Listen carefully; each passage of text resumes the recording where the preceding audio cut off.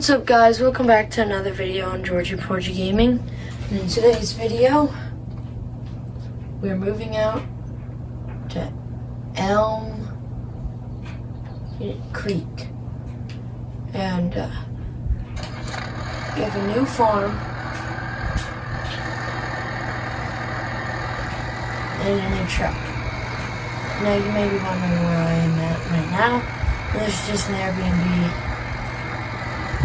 I was just staying here for the meanwhile while I was waiting for the farmer who owns the farm, or for the farmer who owns the farm that I just bought for me.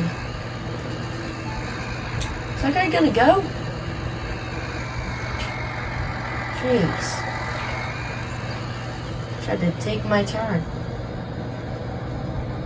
Anyways, I was just waiting for the farmer who lives there for me to pack up and get his things out of there. But if you guys can't tell, I'm playing on PC, so I have some actual real brand vehicles.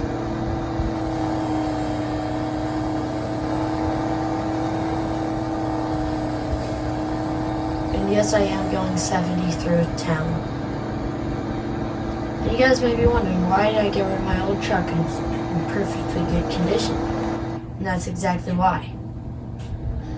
See, I wanted more money for when I own my farm. See, I have $28,000 in the bank account. I took a $1 million loan and sold my old farm. And that farm was worth about $2 million, like $2.5 million by itself. But this farm was worth almost $4 million. It was like 3.5, somewhere around there. But after selling all the equipment and stuff, I was able to buy some more stuff. And I ended up buying cattle. And he said he'd ship it up there for me, up to his farm, and fill up all the hay and stuff. If he just charged an extra, like I think it was extra 50 grand on the property, which I was completely fine with because it's less work when I get there. But yeah, and I sold my side by side too. So now I just got this Dodge and the ATV and all the equipment that he had up there. But yeah. He said he has some grain in his silo from the harvest he just did in October. Which was literally just it's November 1st, it was just yesterday. All his grain is fresh, sitting in his silo. But I'll probably save that until, soybean prices are high, because he told me he did soybeans, and I think I'd stick with soybeans because I always do soybeans. Soybeans have the best yield. Not yield, best prices, I mean. If you can if you sell them at the right time. Oh my goodness. Uh-oh, guys. It's not good. This truck's really tippy. I kind of expected that, just not expected now after all the driving I did without this happening. Didn't think that was going to happen.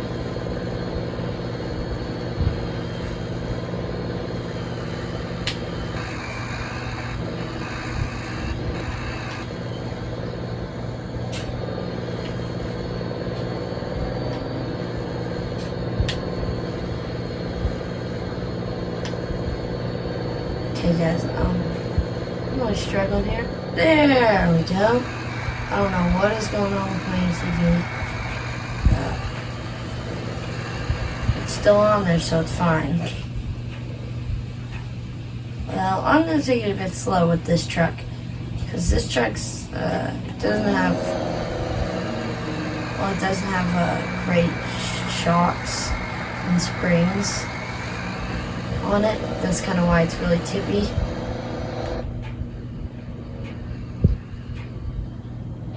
This is in great condition. Now he told me this is the road, and he says he's still here. The only thing he needs to do is pack the rest of his bags and leave with his truck. Yep, there's his truck.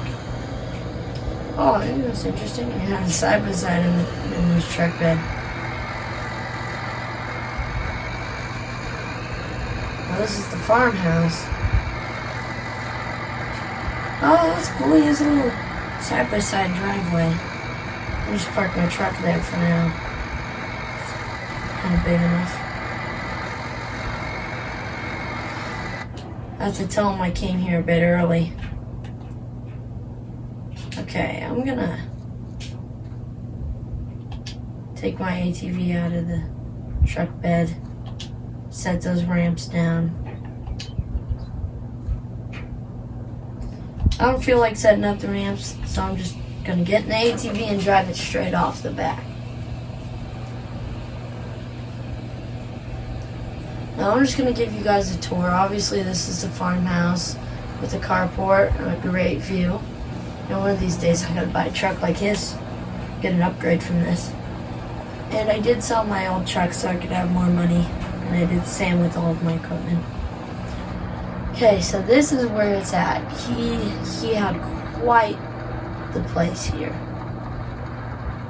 So he's got a big old cultivator, 4755 running the planter, big 8.5 meter header, big combine,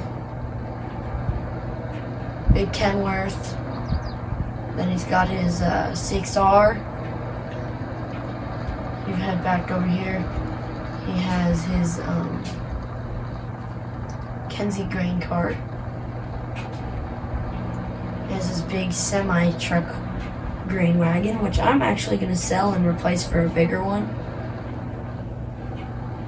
He has his big silo, which he just bought a couple of fields over there, so those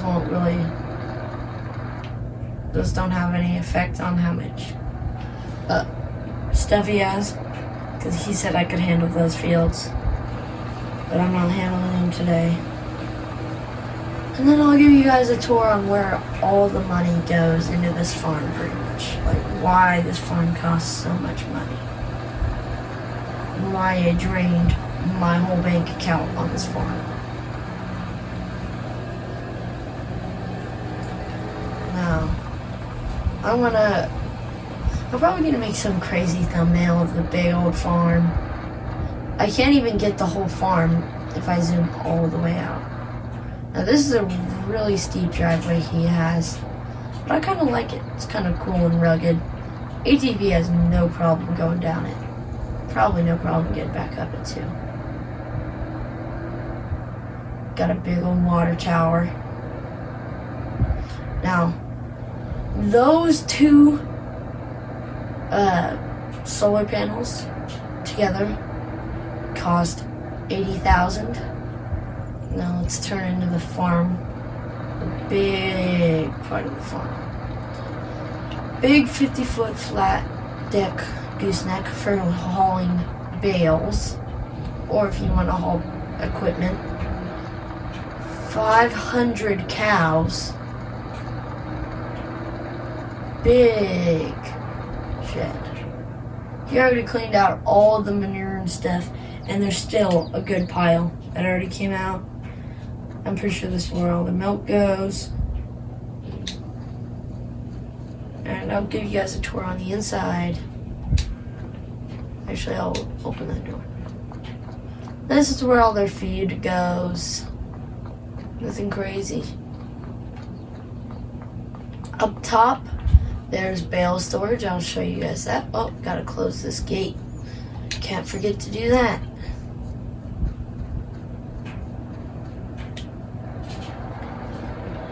Now over here is where he used to have his semi-trailer where he'd haul his cows, but he sold that because he didn't really need it. Because he just normally, well, he didn't really have to haul any more cows after he got that big amount of cows, the 500. Now up here is where the main works are at, what feeds cows. Here is the TMR mixer runner tractor. This runs the TMR mixer. It's a Case tractor with the front loader forklift, pallet forks. Come in here, there's TMR already, half and half TMR. Big old telehandler, this one's probably like 50 grand, it's really expensive. Ton of bales, running out of straw bales though, because straw bales are more needed. And yeah, that's pretty much it for this part. And he just leaves that gate open, you know. And those 2 solar panels, he doesn't use them for energy for his house. He uses them to make profit for the farm. So even if you're not doing anything on the farm, you're still making a profit every single month. Like, you're making $2,000 and upwards every single month. See, this is the same thing where the food goes. The cow pasture. This one's pretty good. I don't know what's going on with that. But yeah. You see in the bottom right corner, it says 500 animals, 82% health, 321,903 liters of food, 200,000 liters of straw, 16,508 liters of slurry, 12,758 or 54 liters of manure. Total capacity 47 out of 300 bales that the top storage can hold. Square bale hay 8,000 liters, 37 square bale straw 9,000 liters, 9 square bale straw 3,992 liters 1. So that's pretty much it. Oh wait, no, milk 3,024 liters. Can't forget that. This is a brown Swiss cow. This is a Angus bull. This is a Holstein cow. This is also an Angus. Let me see. I think there was one more. Yeah, I think this is the other one. Yeah, the Limousin cow. And then I think this is just oh wait, no, that's just a rare brown Swiss.